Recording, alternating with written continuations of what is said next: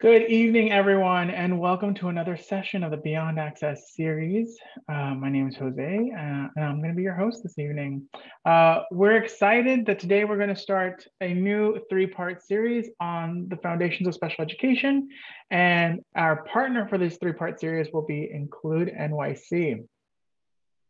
For those of you who may not be familiar with IncludeNYC, IncludeNYC is a nonprofit organization that fosters positive futures and enhances the quality of life for young people with known or suspected disabilities from birth to age 26 and their families in New York City. Tonight, we are honored to have with us one of IncludeNYC's senior family educator, Kim McCoy, who's going to talk to us about an intro to special education and the IEP process. But before we hand it over to Kim, I'm going to hand it over to Ori to give us our weekly housekeeping announcements. Hey everyone, good evening. Thank you, Jose, for that intro. Apologies again for the Spanish interpreter. Hopefully, if he jumps on, we're able to get him on during. We'll make an announcement. But just as always, want to make sure everyone knows that the chat function is disabled for this evening, but we do allow for you to use the Q&A function. So please ask us as many questions as you want throughout the Q&A. We'll try to answer as much as we can, but we do allot time at the end of each session to make sure that we can answer as many questions as possible. Also, don't worry if you feel like you missed anything. We do record each session and we will post them each day, then following day through our YouTube channel. So obviously look out for an announcement when we do post that recording. But like as Jose said, tonight is an intro to special education with IncludeNYC about the IEP process. So without further ado, I'm going to hand it over to Kim. All right. Thank you so much, Ori and Jose. So once again, my name is Kimberly McCoy, and I'm a senior family educator with IncludeNYC. And like Jose said, we are a not-for-profit that has been around for over 30 years, and we help parents and their children from birth through 26 navigate the disability system, right?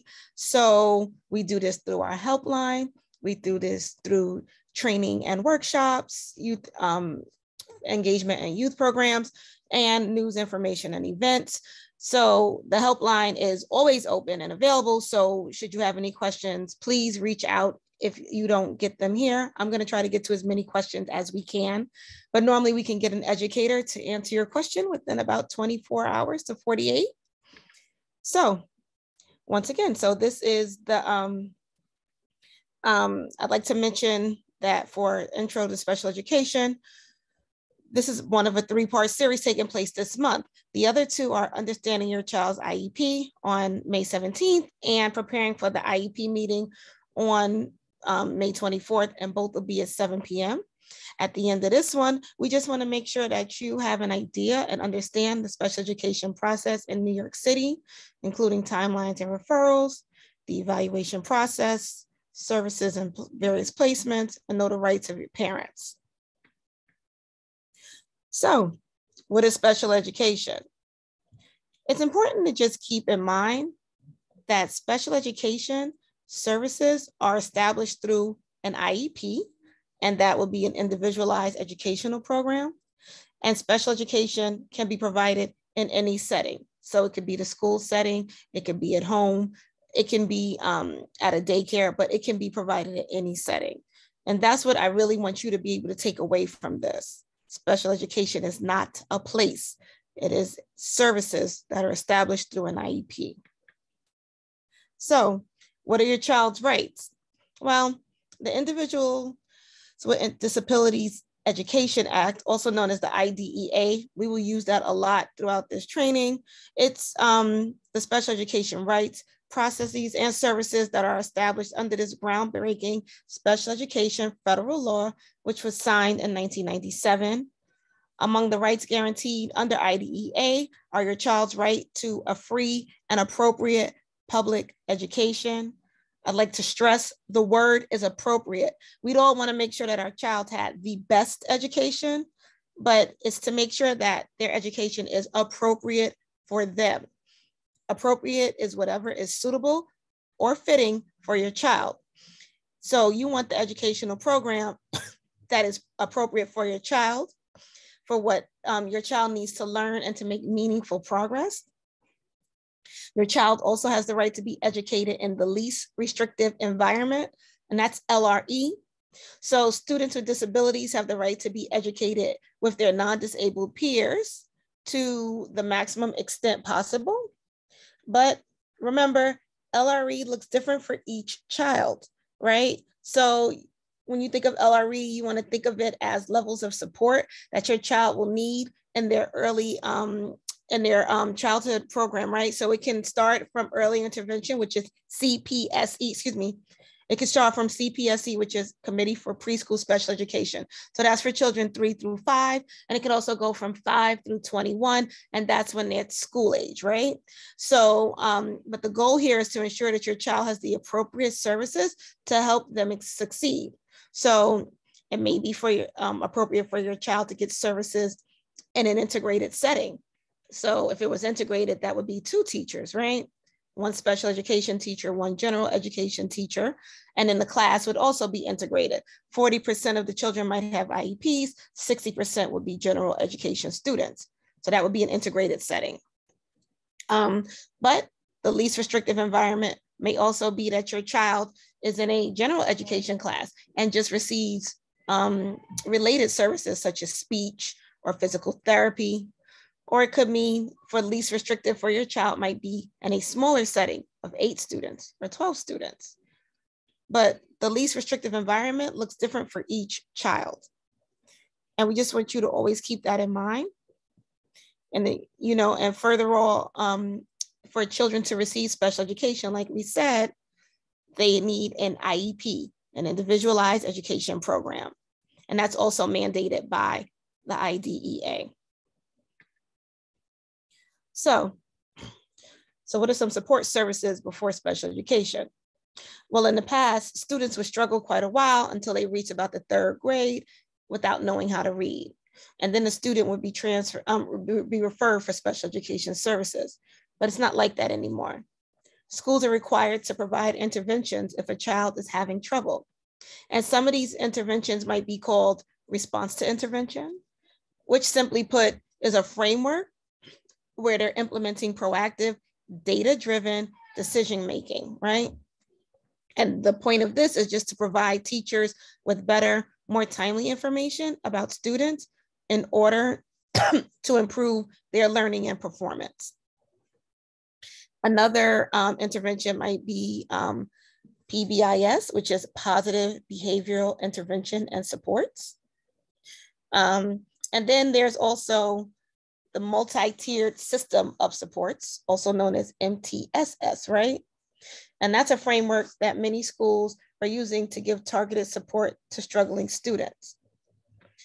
And MTSS is sort of like RTI, response to intervention, the data-driven one, and PBIS, positive behavioral intervention supports. It's almost like the 2 of them combined because it's the social with the academic data-driven support, right?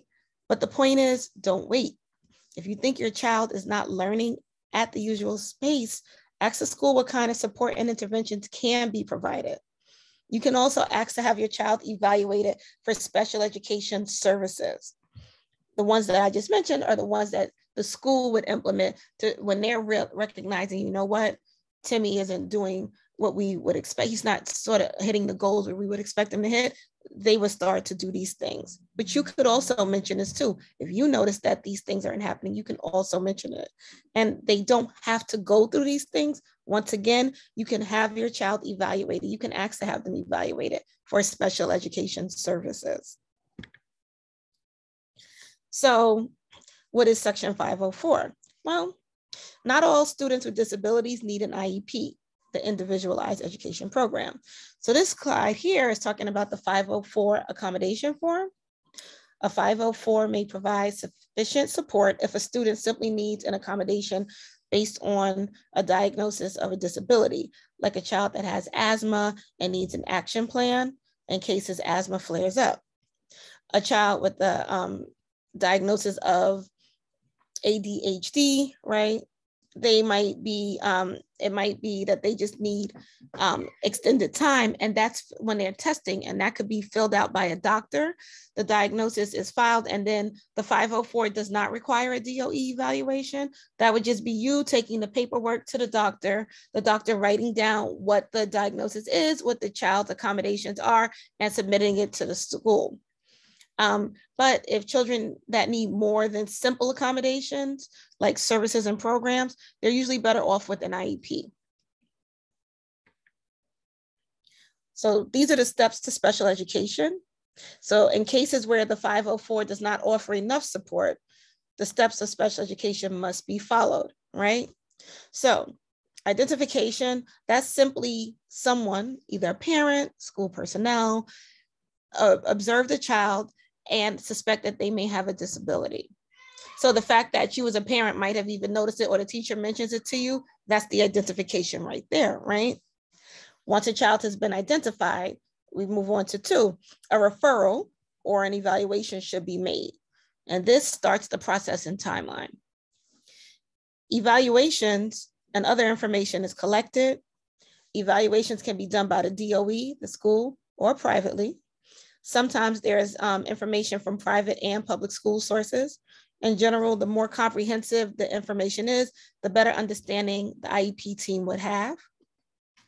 Then you're going to have the determination of eligibility, right?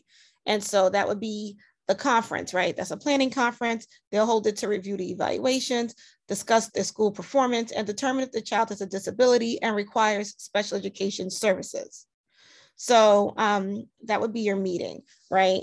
So now if the child is deemed eligible, an IEP is developed and a classification of disability is chosen. There has to be one of 13 chosen. Even if your child is just receiving occupational therapy, a related service, or physical therapy, there still has to be a classification of disability. It has to be, you have to be classified with one of 13. And then the completed IEP, right now we're going to provide the services. So the completed IEP will have an initiation date and the date when the recommended services are scheduled to begin. And on that date, the services must be provided. So now we're going to discuss who does what. So all public schools have an IEP team on site. All communication about the special education process, including the initial referral, can start there. But once again, you need to keep in mind that if you as the parent decide that you want your child evaluated, you could also just say that you want them to do it. So you can take it to the school, or you can go to your CSE or CPSE, which is the Committee on Special Education or Committee on Preschool Special Education. Now, if your child attends a private, charter, or parochial school, a state-approved non-public school, or are out of school, they're evaluated by the Committee on Special Education. So that's what CSE stands for. If you look at the slide, team and CSE, that would be the Committee on Special Education. And if it's the Committee on Preschool Special Education, that's for children 3 through 5, that's the CPSE.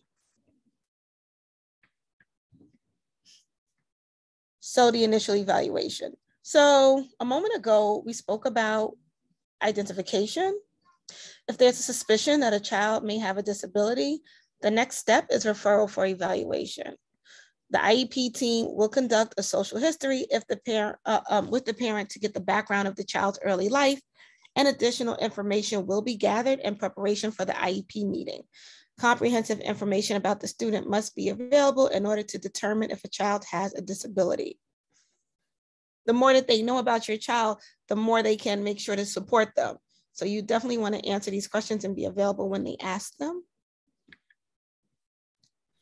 Kim, I'm sorry to interrupt, but we just got joined by our Spanish interpreter. Wonderful. So if our Spanish interpreter can make the announcement, that would be great. Sure.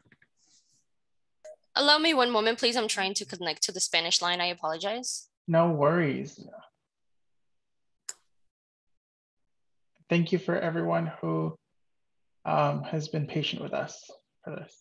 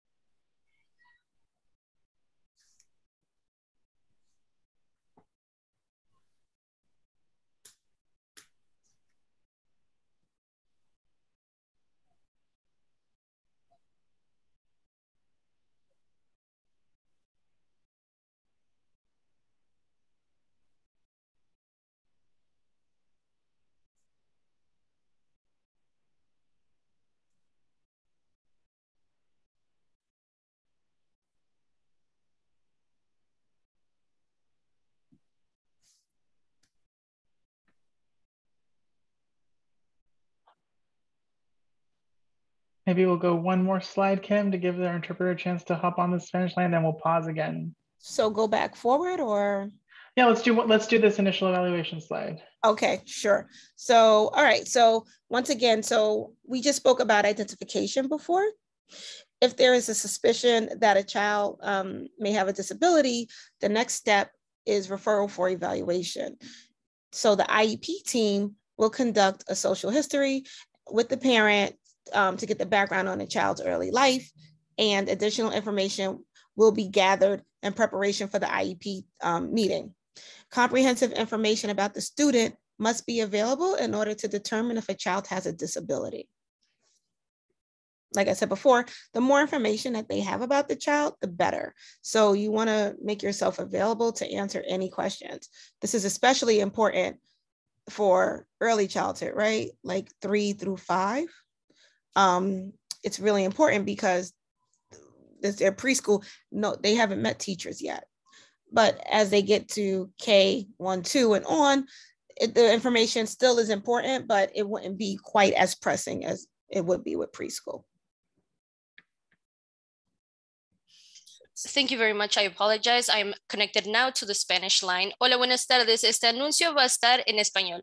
Good afternoon. This announcement will be in Spanish. Si gustan conectarse a la línea de español para escuchar esta conferencia, por favor, marquen al 347-966-4114 e inserten el número de conferencia 510423105. 5, seguido por el símbolo numeral. De nuevo, por favor marquen para ingresar a la línea de español al 347-966-4114 e inserten el número de conferencia 510423105 seguido por el símbolo numeral. Lo único que pedimos es que por favor mantengan en la otra línea en silencio para que todos puedan disfrutar de esta videoconferencia. Muchísimas gracias. Continuamos. Thank you. Okay, thank you. So now we're going to talk about eligibility. So we're going to discuss who decides if the child is eligible, right? So these slides that are coming up are going to talk about it. But basically, eligibility is established if the child has a disability and requires special education programs and services in order to participate.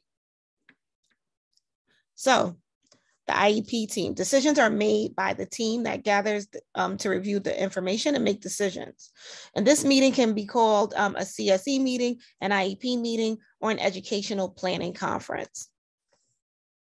And these are your members, right? So the parents are always a part of the team. I would like to say that again. Parents are always a part of the team, while these other people, the teachers, the clinicians, they are professionals. They know what they're doing. They know their job very well. You are the professional when it comes to your child. You are an integral part of this team. Then we also might have the general education teacher, special education teacher, a representative for the school district, someone else that you might want to be there. You could have a parent member. You can have a friend or a teacher, somebody who knows your child or somebody there to support you during the meeting. We just always recommend that you want to give them as much notice that somebody else is going to be joining you. So if it's a parent member, we say 72 hours. We say the same thing if it's, their aunt who babysits them all the time, or the babysitter, the therapist who's with them at home, anybody else you want to make sure that the team knows about it so that they can be prepared and make time to hear from this person also.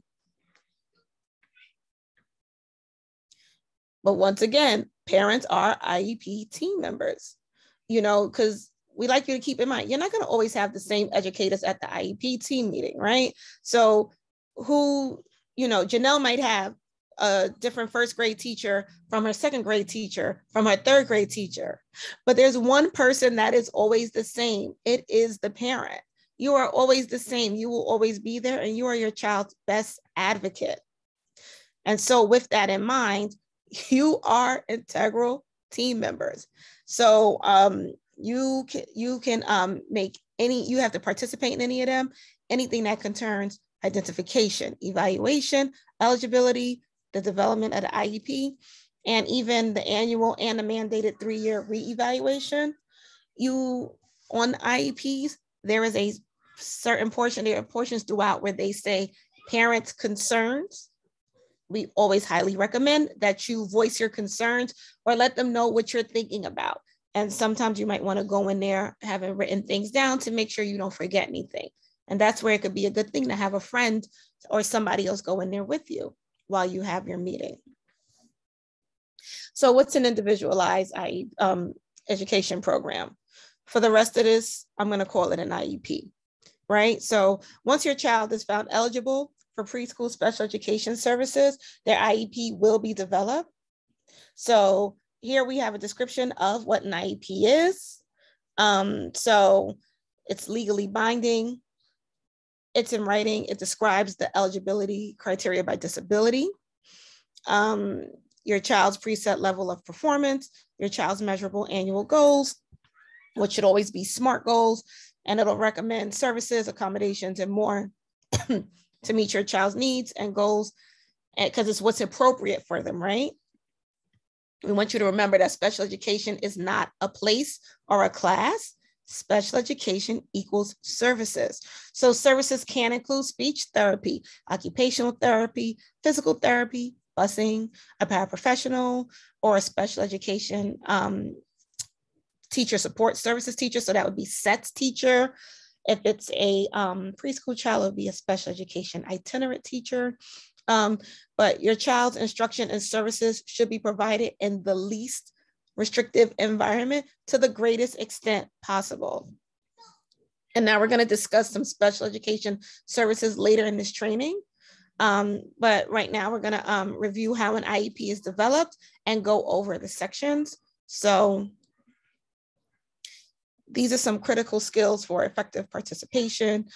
Because you are the one consistent team member year after year, learning basic skills for effective participation is critical. So here's a slide. This is an overview of skills that parents need to participate effectively at meetings, right?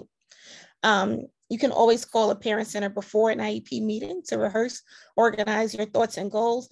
I probably do this once a week with parents.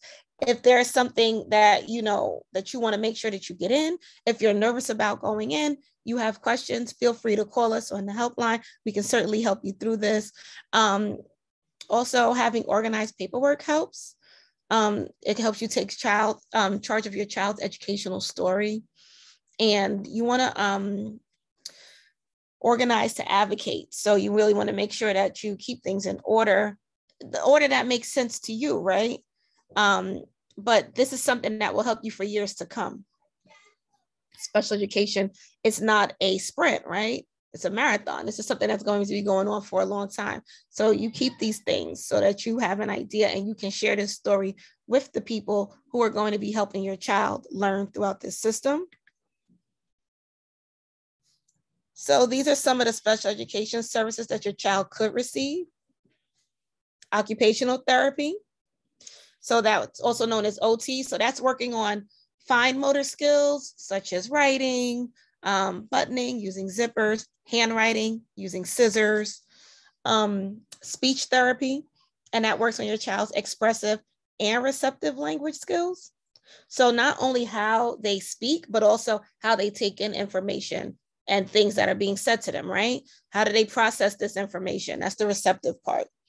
Once again, special education teacher support services, right? So that's known as SETS. And that works with your child on their academic, social, and emotional skills. Vision is self-explanatory, right? So this is for children who are visually impaired. So there could be assistive materials, adaptive approaches to use, text read aloud, audio books, hearing. So these are like FM units, and these are for children who are deaf or hearing impaired. And an FM unit is just a headset that blocks outside noise. Also, they can have sign language or an interpreter. Some additional supports and services that your child can get are, once again, a paraprofessional. Assistive technology, that would be like an iPad or a picture support system, bilingual services and behavioral supports. So And then specialized transportation. This is available for children that have IEPs. You just have to make sure that you fill out a medical accommodations form, but it has to be filled out by your child's doctor, and it has to be admitted to the CSE, along with the HIPAA form, HIPAA form, that the parent completes, allowing the information from the doctor to be submitted. And then the accommodations can include things such as limited travel time, a bus with fewer students, climate control, etc., a wheelchair accessible bus. You want to make sure that these forms are completed and submitted to the administration before your meeting. So I like to always recommend, like, if you know that your doctor takes, a long time to submit paperwork, I always recommend that parents do it as soon as they know that they're going to need it, and then submit it to your CSE. And then I would also call whoever the administrator is and submit a copy to them also, right? Because you want to make sure that this is in. These forms take a while to be cleared.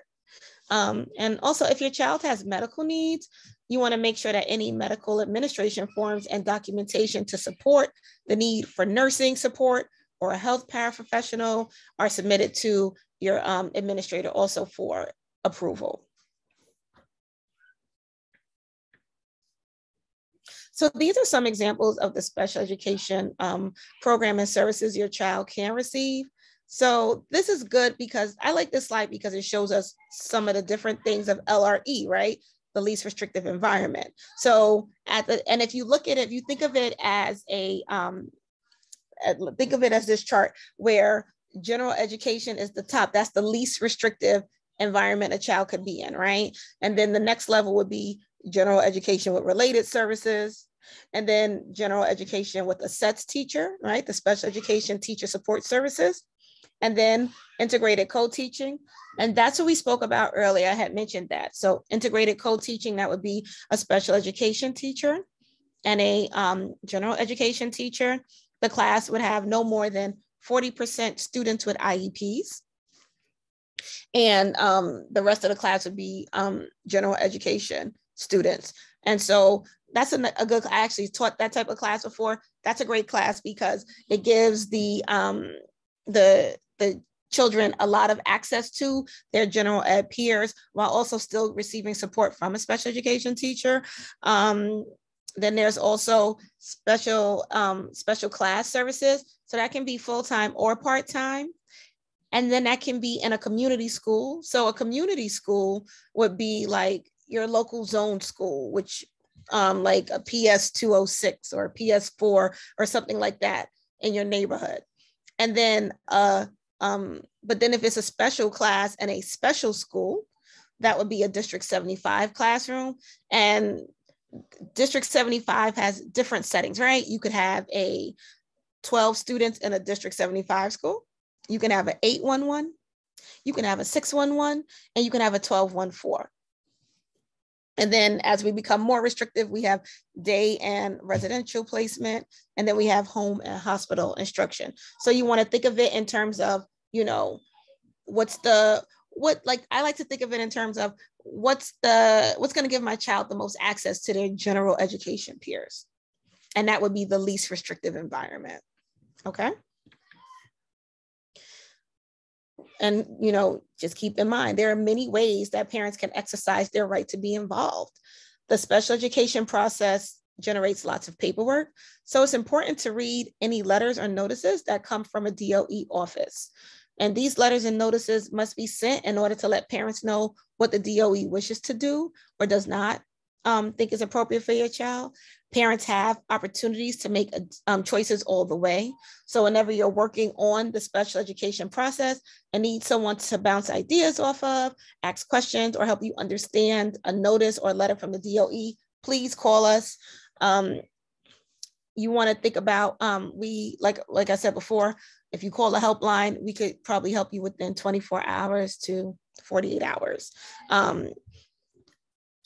And so what do we do if there are disagreements? So what if the DOE recommends something for your child that you don't agree with? Well, the law that I mentioned earlier IDEA ensures that dispute resolution methods are available.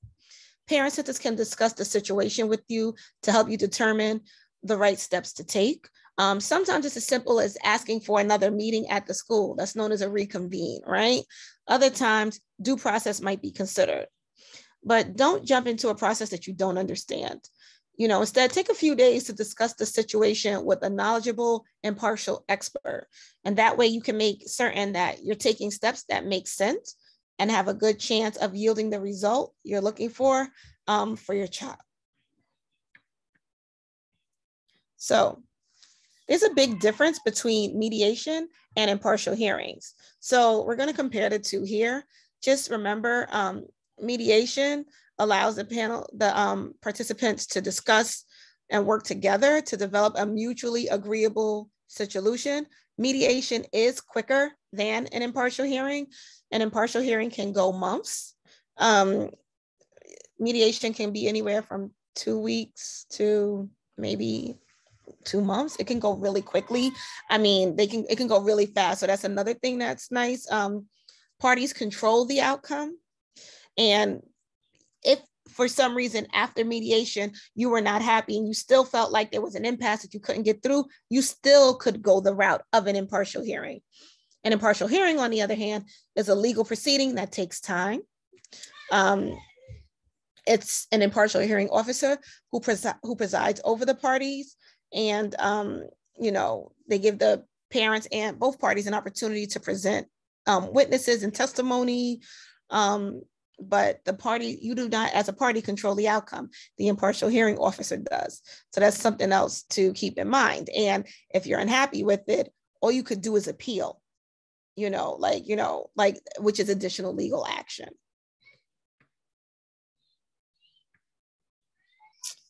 So that's all that I have right now. I know that it's a lot, and I know there are a lot of questions. Some had already come in.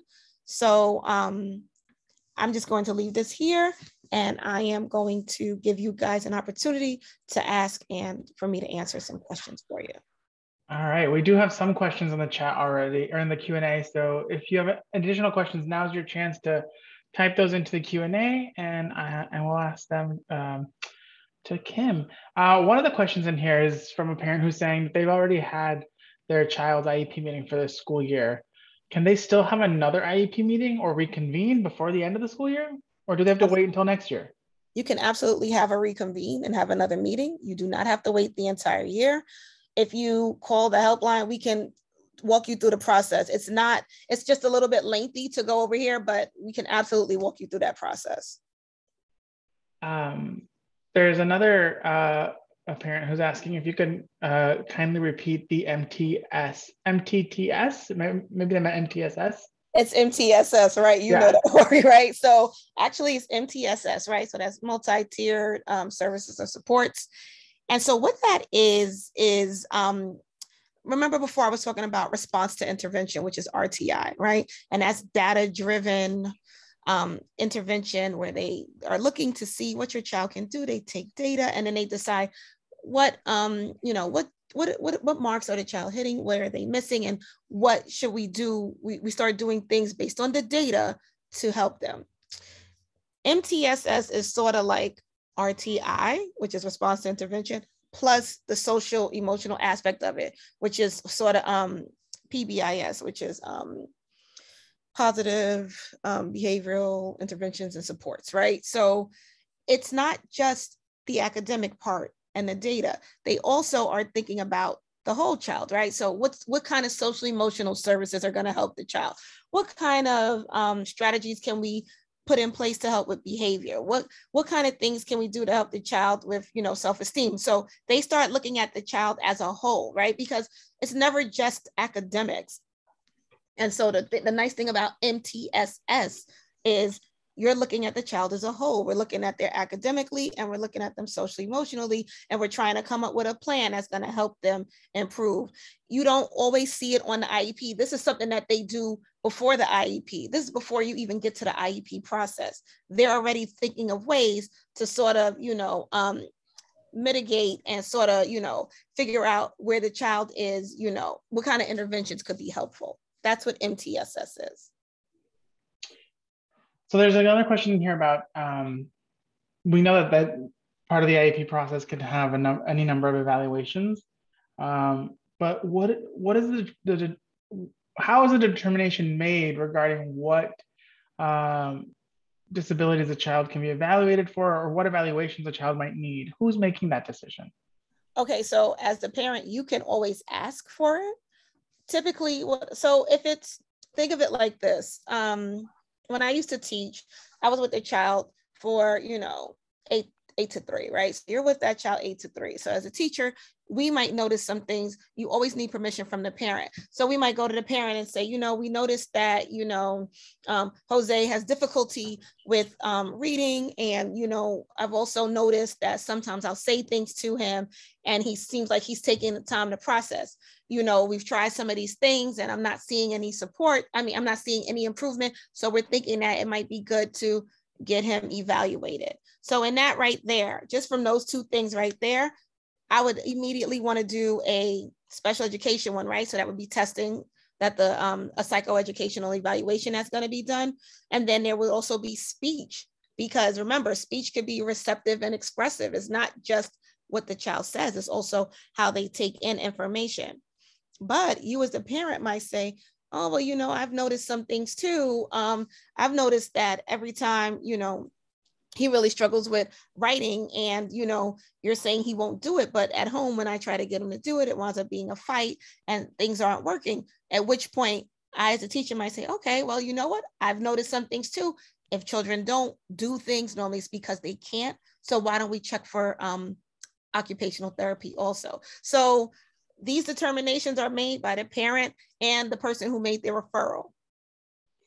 So we're talking through this process, right? So we've done an initial referral. We have some evaluations happening.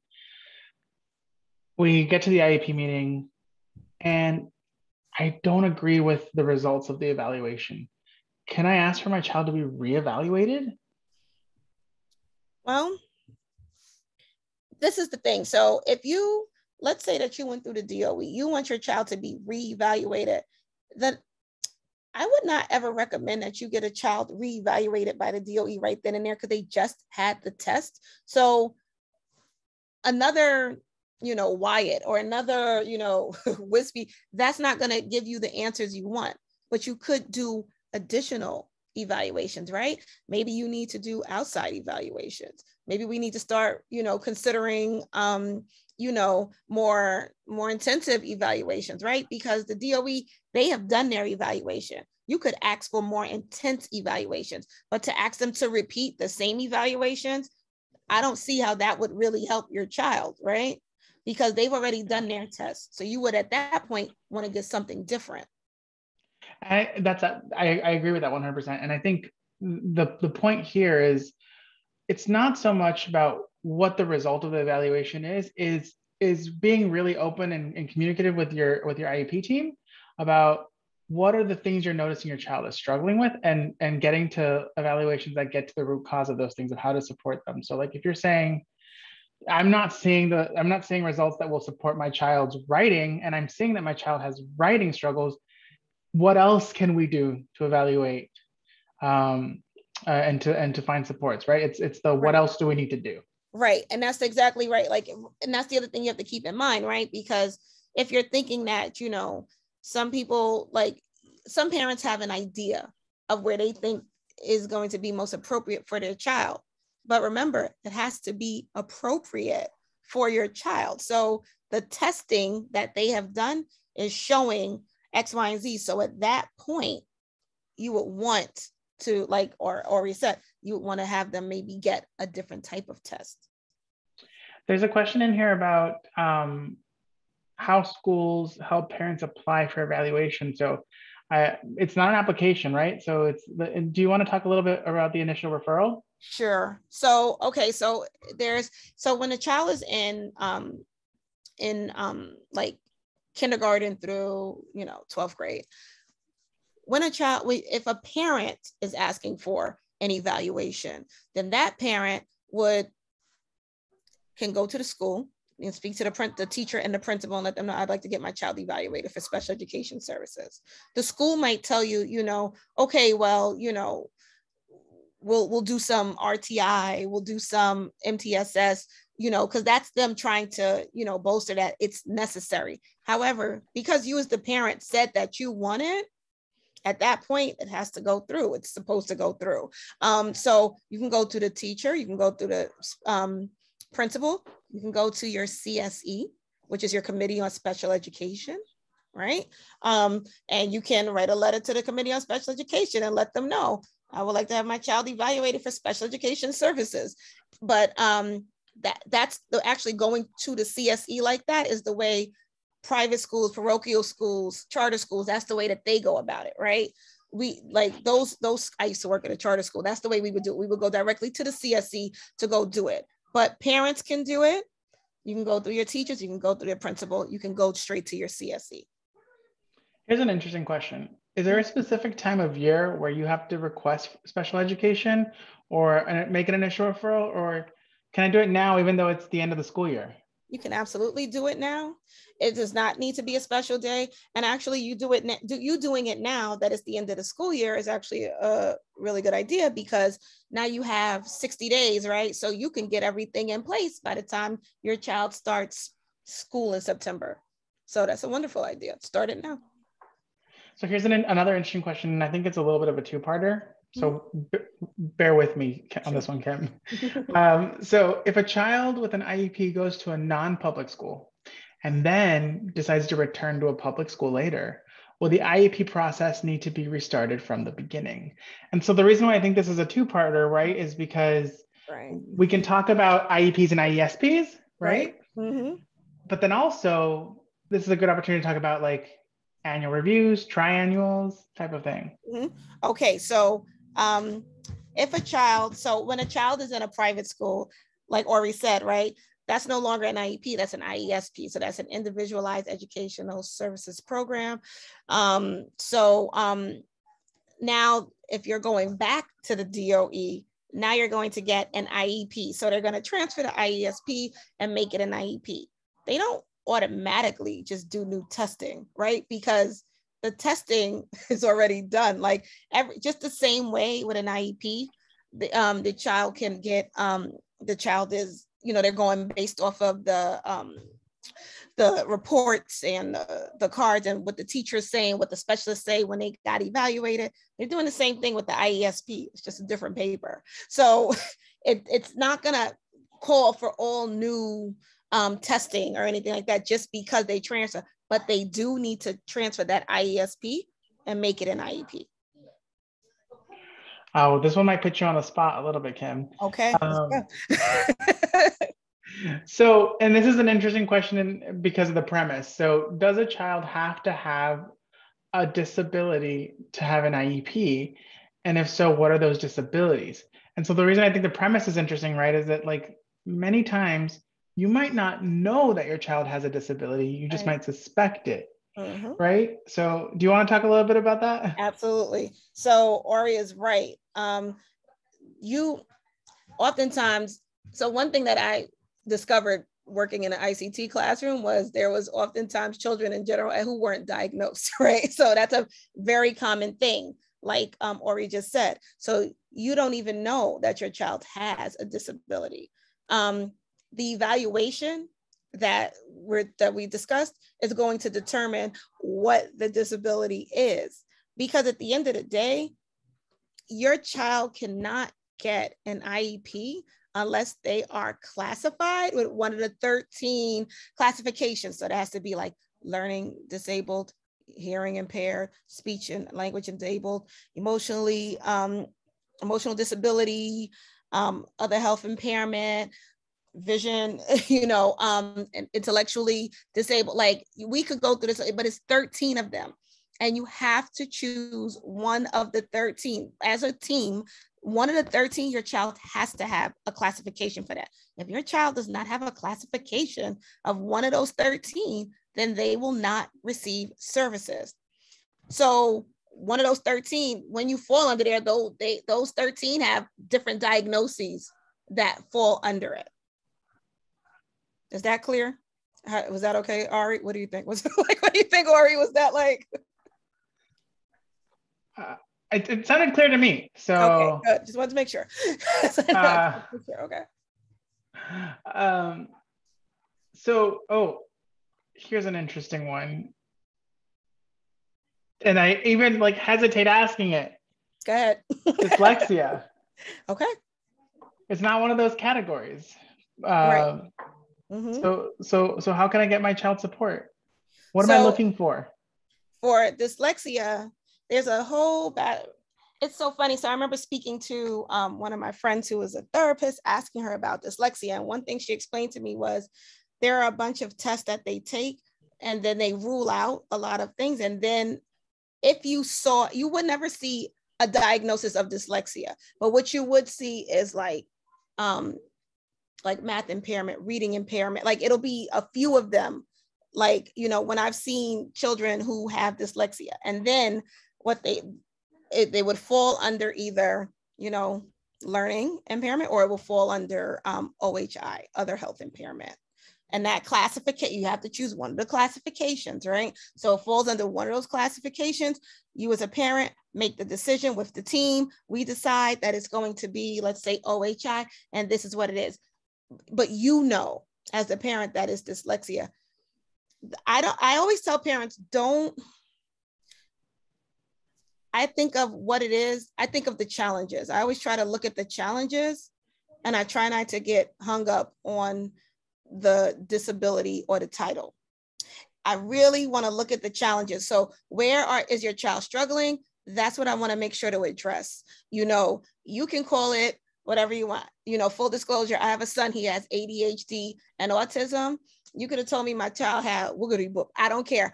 I know what is missing. I know what he's not reaching. I know what goals he's not hitting. And I just want to make sure that whatever he struggles, wherever his challenges are, that his IEP is addressing it. So that sounds absolutely right. So let's say that I'm a parent, right? Me, Jose, parent of Jose Jr. And I have my child evaluated. We have the IEP meeting. We agree. We're set to go, right? My kid Jose Jr. is ready to go. But I'm noticing that Jose Jr. is still struggling, right? At what point do I go back to my IEP team and say, this doesn't actually seem like it's working? Maybe we need to talk about other things. Do I give it some time? Do I do it immediately? Do I wait? And I will start off with my answer to this is always, only you can tell. Right. Exactly. No, but you're right though, because I was about to say, some people say, give it time, try to give the systems that they put in place, the supports, give it time to try to work. One thing that I remember a speech therapist told me with my son, she was like, Kim, because I was like, he's taking so long.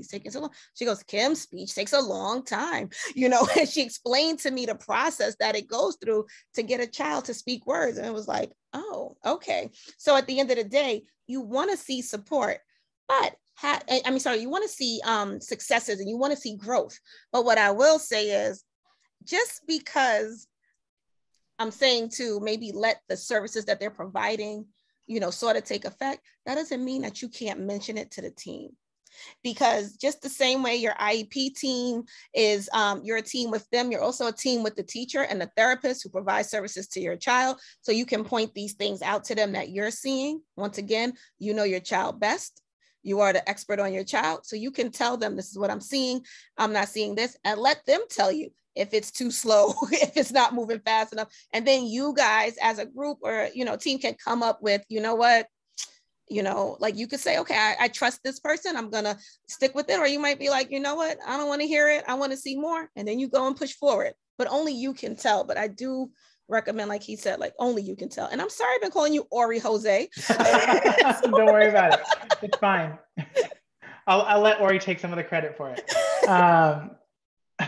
But I was also going to say that this is why it's so important to have that open channel of communication. And it's not just about IEP meetings is about a relationship with your child's teacher and related service providers. And so like when you're getting ready to implement something, it's always important to ask the question at the IEP meeting and continuously throughout the school year, how is this going to be progress monitored? What are we looking for, right? Like, and are we looking for small incremental progress? And be clear, and don't ever feel embarrassed to ask questions about what kind of progress you should be noticing, right? Absolutely. Yeah. Go ahead. No, I was just saying, that's all it is. Like, you have to have open lines of communication with these people who are with their child all day long, right? Like, they know your child in a different way. So you want to make sure you have a relationship with them also. Absolutely. Kim, I know we could stay here and talk for hours about this, but unfortunately we're at time. So I want to thank you for joining and for sharing, and thank in advance your colleagues who are going to join us for the next couple of weeks. Do you want to share any contact information for IncludeNYC once again for folks who might have missed it? Absolutely. So you can call our helpline Monday through Thursday from 9 to 3 a.m. 212-677-4660. We also have a Spanish line if you need to, so you can get direct Spanish educator to help you. And we can also interpret in many languages. We hire an interpreter service. So if you need help or support in any way, please reach out. Thank you.